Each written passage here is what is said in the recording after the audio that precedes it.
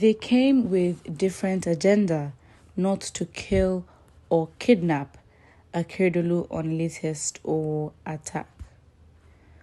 Governor Rotimi AKEREDOLU of Ondo State has stated that the shooting at the Cranberg construction yard in OWO on Wednesday was intended and designed to damage some of the equipment rather than kill or injure anyone.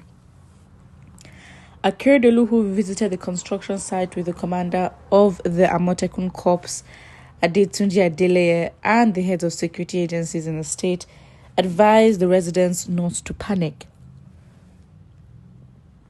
On Wednesday night, the gunmen launched an attack on the ancient town, with residents scampering for safety. According to the governor, "I want to allay the fear of our people. Clearly, what happened here on Wednesday night was not an attempt to kidnap anybody, but they went away with nobody, and we have on the premises over 100 people living there. Yes, there were sporadic gunshots at the wall, but they never went inside to kill anybody. It is better for everybody to know. They didn't go inside the house or inside there to kill anybody. The only two people who had some gunshots were security men who they saw outside the premises. So it is clear that their intention was to attack one or two properties and equipment here, which they did. The explosive affected the tires and windscreens of other vehicles." He also informed the populace of his administration's dedication to safeguarding lives and property, emphasizing that the shooting on Wednesday night was nothing near the attack on St. Francis Catholic Church in the town on June 5. I mean, of course, it's funny because now he has to be more proactive. I mean, look at this situation, which we didn't really hear about. And I guess you can say it's not on the same level of intensity as the attack on the Catholic Church in OWO. But, for the fact that he went there with the head of the Amotekun Corps as well as head of security agencies in the state, this show a lot of, proactivity. And I guess, from the backlash and the insults that were rained upon him and his capacity with the attacks in OWO, of course, he had to come up stronger this time. And it's good because, in this report, he actually gives updates. He gives the intention, he gives the facts, what was destroyed. And again, it's not necessarily saying how they can get the culprits. However, as a proper message to the citizens and to the residents to be unalarmed and feel safe, it's a very good one. And I think this is what is the bare minimum. It's not that hard.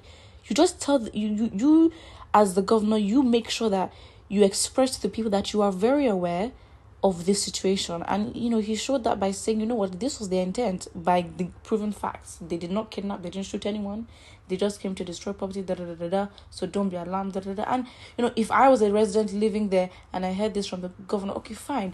I'm not saying I'd feel as though I'm in heaven, but I would feel much safer feeling that the governor is definitely more control, So yeah, I think this is what people are just expecting. Just have updates, show that you are aware, show that you're in control, that you're not left out of the loop, and you're hearing the news for the first time as we are. This is what the standard is. So yeah, with this attack that has gone on, again, first step, they've reassured their residents that everything is fine. Now they just gotta go after the culprits. They have the evidence that they need, gunshots, whatever they need to do for the forensics and their investigations. They can do that now, because first of all, safety mentally and physically of the people is paramount and very important. So it's good that was sorted out in the first place. I don't even understand you, Mr. Governor. You spoke as if you're the one that sent them. I know, it's obviously how do you know what their intent was? But again, on the basics of just investigations, and again, if you read the article, given the fact of what had happened with what specifically was damaged and the fact that no one was kidnapped or killed, given the fact that there are so many residents, show that their intention was not to kidnap or kill anyone, because the opportunity was well set for them to, and they chose not to. So that makes sense. Giving excuses on behalf of bandits and terrorists, Nigeria is finished. Well, that's your opinion. Do you need to know their intentions, tighten your security, and fight back? You know what's funny? I think right now, in Ondo State, I think it's I guess ironic, but I guess realistic. The fact that Amotekun has become very much valuable. I mean, they become more active in giving updates and actually being there to fight and defend the people, even more than the security or police officers themselves in the state. I mean, this is something that if AKEREDOLU is going to give investigations or give a speech or give some sort of report on what happened, I mean, you wouldn't expect that he's going to go to the crime scene with the head of a Motekun corps. I mean, that says a lot. I think it personally does. I think it says a lot about the importance of a Motekun, the fact that, their presence and opinion is needed when it comes to the security of the state and making and doing investigations for them to be so involved.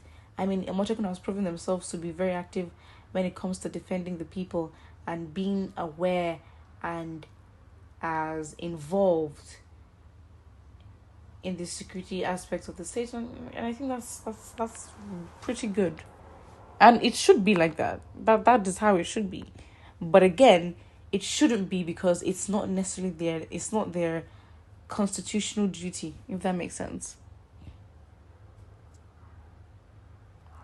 So Nnamdi Kanu is a voice in the wilderness, but due to tribalism, you guys refused to listen to him and formed better security network like ESN to chase them out of the forest. This is the result. Well, you wouldn't really say Amotekun is.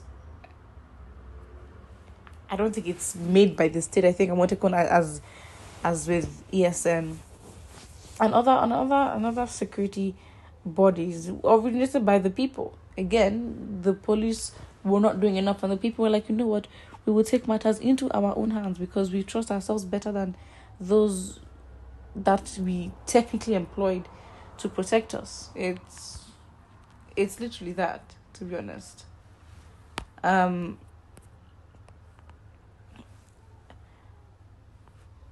Sir, it is like you're getting confused. Mr. Governor, you're comfortable with the attack simply because loss of lives not involved. Mr. Governor, you need to wake up.